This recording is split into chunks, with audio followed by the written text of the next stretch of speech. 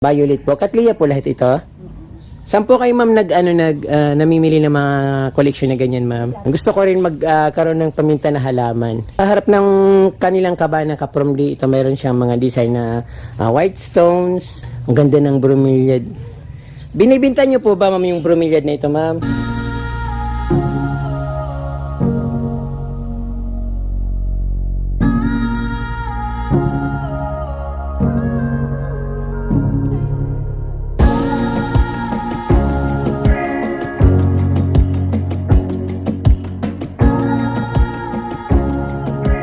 Magandang araw sa inyo mga kapromdi. Nandito na naman po ako sa bayan ng San Jose, sa barangay San Vicente, San Jose, Camarines Sur, dahil may nakita na naman akong napakagandang garden. Siyempre yung may-ari nito ay isa na naman senior citizen na napakabait din, katulad nyo rin po mga kapromdi. Ang garden po na ito ay isang malaking compound. So ayun, kaya ako gustong i-feature ito kasi napakaganda at syempre yung mga mother, ma'am, makakuha sila ng idea. Katulad ko, kumukuha rin ako ng idea sa mga napupuntahan kong garden. Tara kapromdi, ipasyal ko kayo dito sa garden ni Ma'am Dale or sa Reyes Family House. Ito po. Ayun mga kapromdi, napakaganda ng panahon ngayon at yung araw ay talagang tirik na tirik kahit alas 8 pa lang ng umaga. So dito kapromdi, mayroon siyang orchids kaagad nakita ko. So mayroon siyang banda orchids dito. Hindi naman siya rare kasi familiar ito sa atin, but kahit hindi naman siya rare, napakagandang tingnan at kahit yung bulaklak lang titingnan mo, so parang napakasaya na kasi nga yung bulaklak ng orchids parang very nature tingnan at napakaganda sa bahay.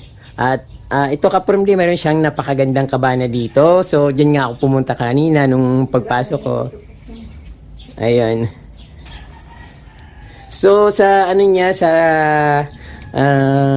labas ng kabana, meron siyang mga nakapaligid na mga Bernice ferns, orchids, philodendron, at meron siyang may mga orchids din kapromdi, may aglo, may calathea, may picara. So ayun, napakaganda ng kanyang dito kapromdi, yung kabana niya. May katliya na mahaba yung dahon. So dito muna kapromdi sa likod, nandito si ma'am, yung may-ari ng bahay. So dito mayroon siya mga koleksyon na katliya. Anong kulay po ito ma'am? Yung ito violet po. Katliya po lahat ito. Saan po kayo ma'am namimili ng mga koleksyon na ganyan ma'am? Dati na po. Tapos yung mga antorium. Opo. Antorium. Koleksyon nyo rin po yan, ma'am. Opo. Napakalaki, ma'am, ng compound nyo. Hanggang dito po sa likod, no, ma'am? May orchids pa rin naman, ma'am. Napakarami yung halaman, ma'am, na orchids dito. Ano, ma'am, yung gumagapang sa buyo po ba yon? Ano yan? Paminta. Paminta. Mayroon paminta si ma'am dito. Ayun, may ferns. Maganda kasing tingnan dito kapromdi yung mga ganito, parang very nature yung dating. Sa baba niya, ayun, parang gubat. Then, ito meron siyang paminta dito. Gusto ko rin magkaroon ng paminta na halaman.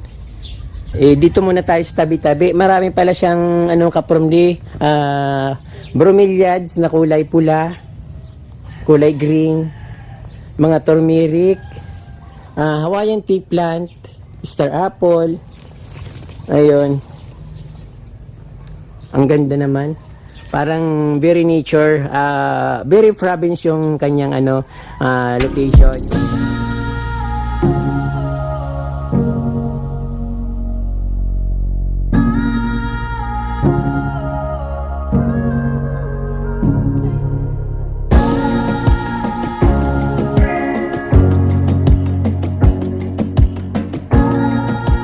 Ayan, napakaganda ng kanyang dito, plant seating, napakaluwag ng kanyang landscape, bakuran. Siyempre, ito yung mga halaman dito, may mga arrowroot, Doña Carmina aglonema, mayroon siyang poinsettia, saka Hawaiian tea plant, bromeliads, insulin plant.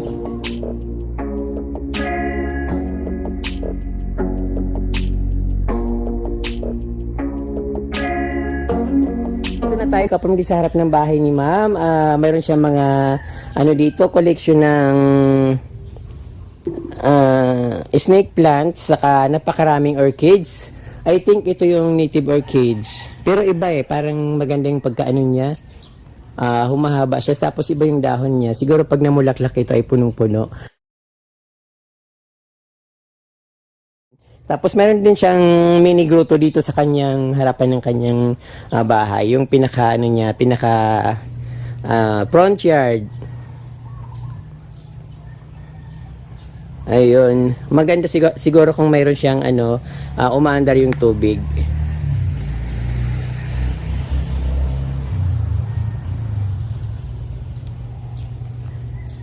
Sa harap ng kanilang kabana kapromdi, ito mayroon siyang mga design na white stones, mayroon CC plant, aglonema. Ayan, yung mga halaman dito sa harap ng kabana. Siguro pag pistahan, kung ano man handaan, napakagandang i-celebrate dito kasi maluwag yung loob ng kabana kapromdi, very refreshing kasi yung ano niya, yung bintana niya, open lang siya. Hindi katulad ng ibang mga kubo or nipahat na saradong-sarado yung pagka-design. Then dito naman kapromdi sa harap ng ito yung mga pagka-landscape ni ma'am. Hindi pa yata tapos mag-landscape si ma'am, pero yung niya maganda naman siya. Parang garden ko rin to kapromdi. Mix yung halaman sa gitna, parang katulad ng ginagawa ko, tapos may mga bato, yung mga landscaping niya, napakaganda rin.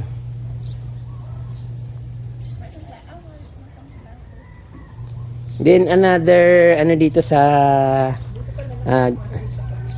gitna, ayun, mayroon siyang bromeliad. Ang ganda ng bromeliad. Binibinta niyo po ba ma'am yung bromeliad na ito ma'am? Ay, hindi. Hindi. Napakaganda, rare yata ang bromeliad na ito. Ang ganda kapromdi, kulay pink na orange. Ayan.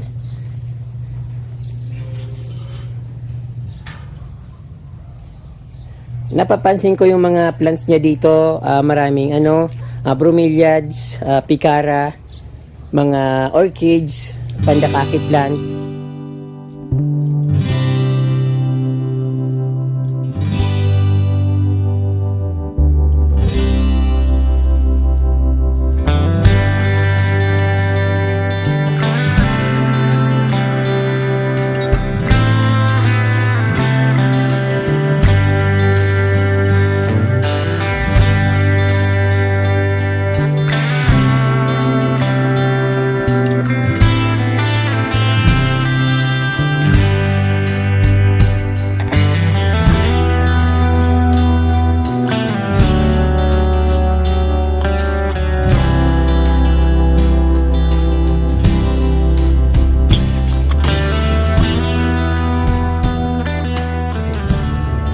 Mayroon pala akong nakitang napakagandang flower dito kapromdi. Anong orchids to ma'am? Anong orchids po ito? Banda din niya, pero yung banda yan lang. Banda rin po siya. Ibang kulay lang po ng bulaklak niya. Parang banda strap, parang ganon. So, very, very violet po yung niya. Or very pink ang pagkakulay niya. Napakaganda. Tapos mahilig si ma'am sa yung mga pabilog-bilog na landscape. Ayan, maganda kasing tingnan At napakalas ng kanyang mga halaman. Yung Bermuda grass, magandang tingnan dito sa kanyang harap ng kanyang bahay. Mayroon siyang ferns, lucky plants, parang yung tinatawag natin na ficus or money plant. Areca parang sa gitna, picara plants. Tapos ito. Hindi yata ito marigold kapromdi, yung parang ibang klaseng parang nasa dulo na ng dila ko, pero kasi yung nakasanayan kong tawagin nito is marigold, pero mas maganda yung bulaklak ng marigold kasi mas malaki siya at siksik yung pagka mga petals niya. Ito medyo maliliit lang at maaliwalas tingnan yung bulaklak niya. Yun, dito rin sa sa gilid ng bahay ni ma'am.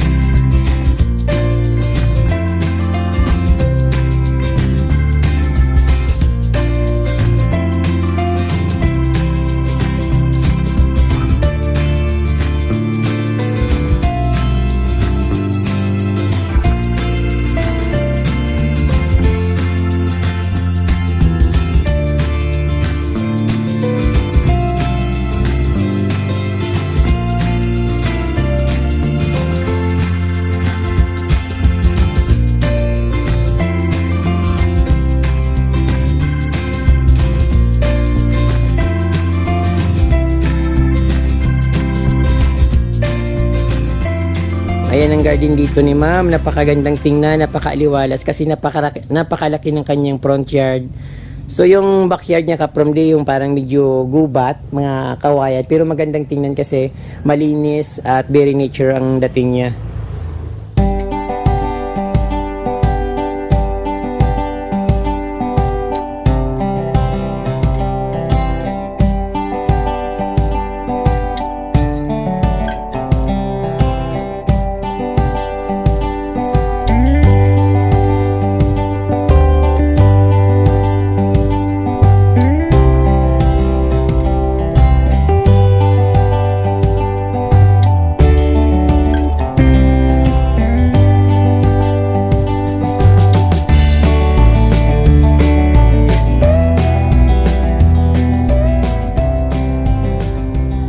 Kilala na po ako nung aso. Nung unang niyang nakita ako, parang galit na galit siya. Hindi, gagaling sila yung Maharot lang po.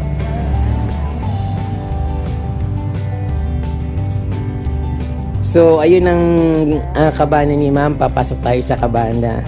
Ayun. Napakaganda ng ano niya. Medyo luma na kaprom di pero madali naman tong ayusin. At papalitan niya lang na yung kawayan sa kabubong. So, okay na. Presko ulit. Saka yung haligi niya, parang matibay naman siya.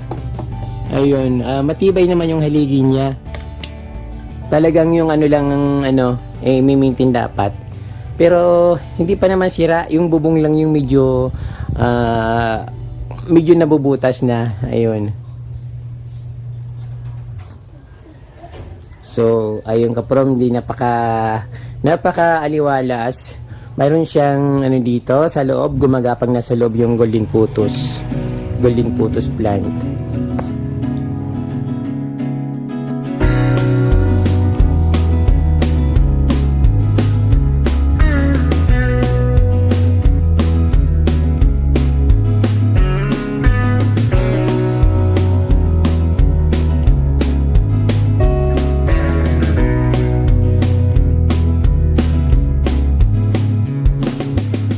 From D, pwede nyo rin po kung i-follow sa Facebook, Certified From D sa Facebook, Ariel Abilia sa Facebook din po, at ariel.r.abilia sa Instagram. So, ayan po mga ka-From D, sana na-enjoy nyo po yung mini garden dito ni ma'am. Napaka-cozy at napakagandang tingnan. Marami pong salamat sa inyong panonood. Huwag nyo pong kalimutan mag-subscribe at i-touch yung notification bell para updated po kayo sa aking mga bagong post na videos. Marami pong salamat at Diyos mabalos po.